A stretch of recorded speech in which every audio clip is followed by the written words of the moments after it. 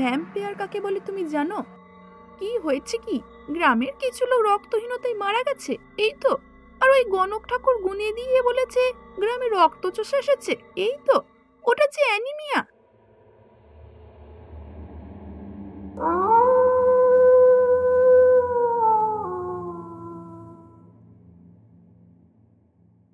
রাতে ঘুম বড় মন্দ হলো না।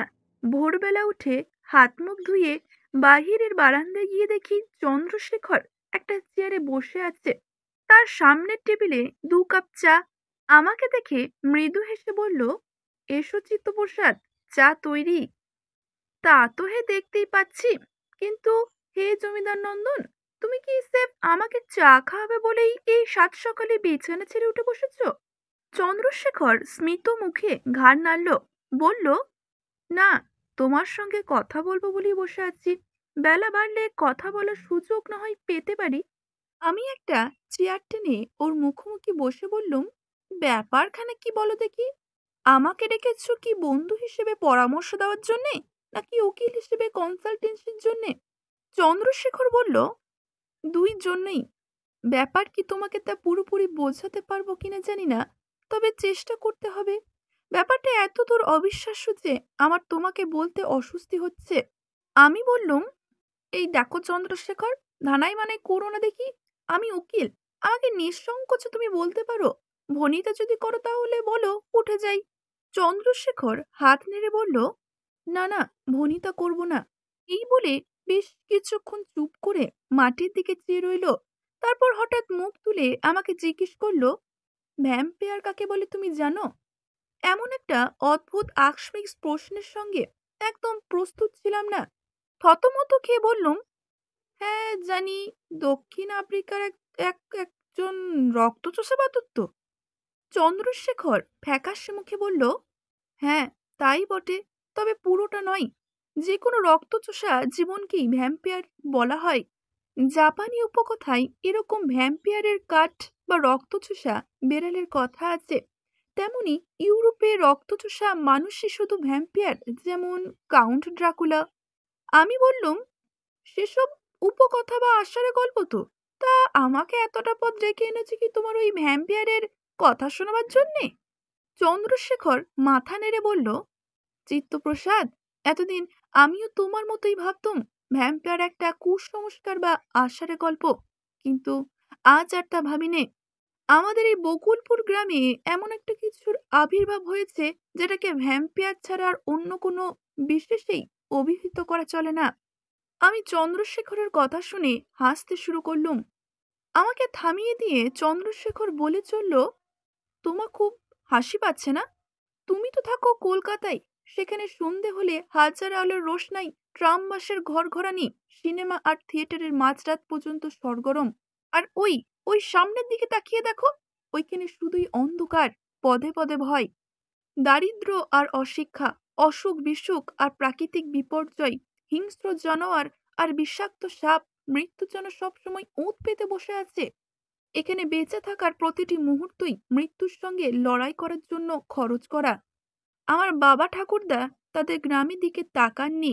তোমাদের কলকাতা তাদেরকে টেনে নিয়ে চলে গেছিল, কিন্তু আমি যেতে পারিনি। আজ যে সমস্যার সামনে এসে দাঁড়িয়েছি, তা তোমাদের আলোক উজ্জ্বল কলকাতায় আসতে পারে না। এই অন্ধকার গ্রামেই তার আশ্রয়, আর এই সমস্যার মোকাবিলা করা বোধহয় আমাদের সাধ্যের বাহিরে। আমি ভয়ানক আশ্চর্য হয়ে বললুম, তুমি যে রীতিমতো সিরিয়াস হয়ে গেলে হে!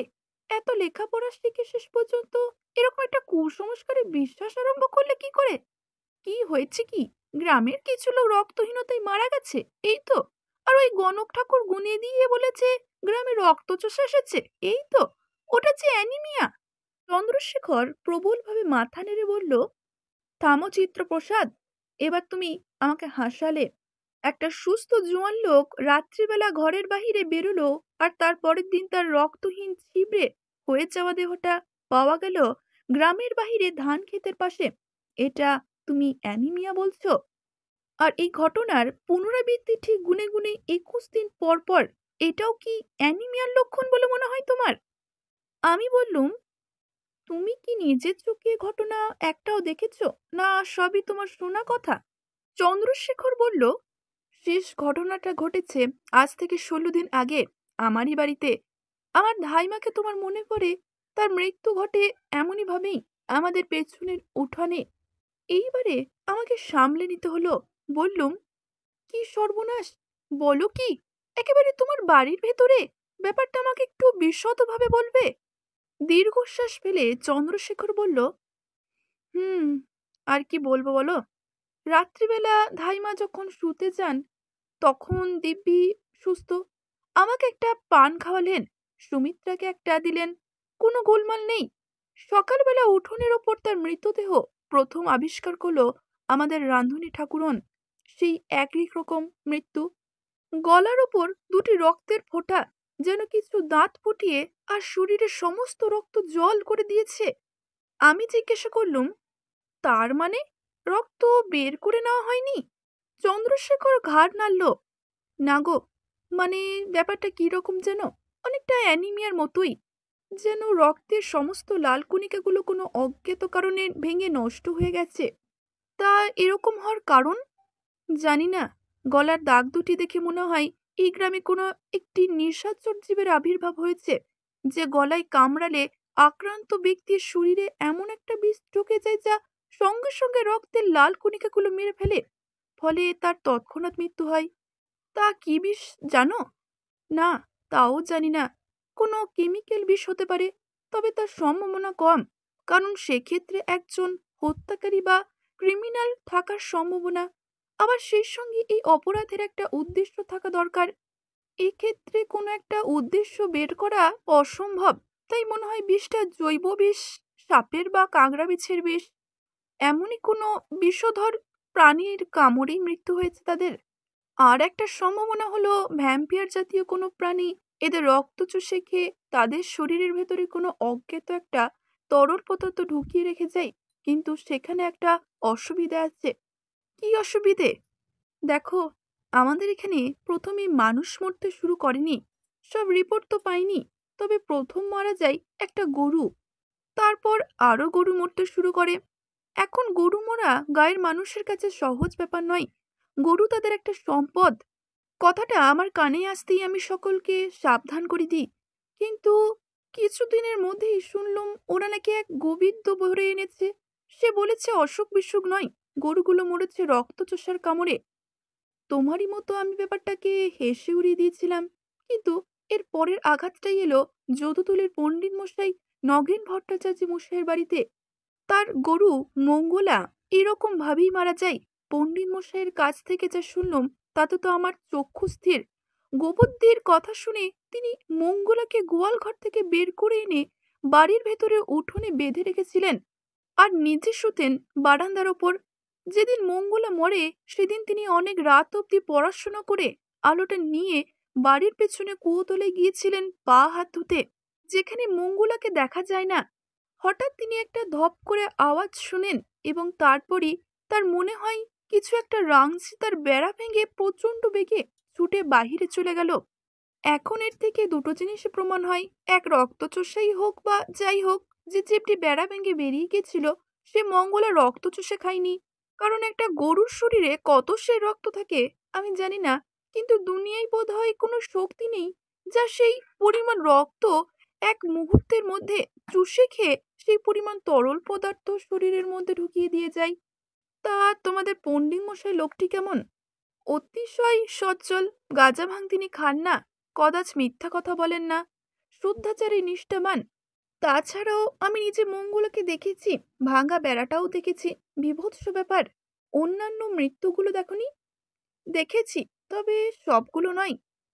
পণ্ডিত মশাইয়ের এই ব্যাপারটার পর আমি একটি বন্দোবস্ত করেছিলাম, পাহারার বন্দোবস্ত, গরুগুলির কাছে পাহারা দেওয়ার জন্যে।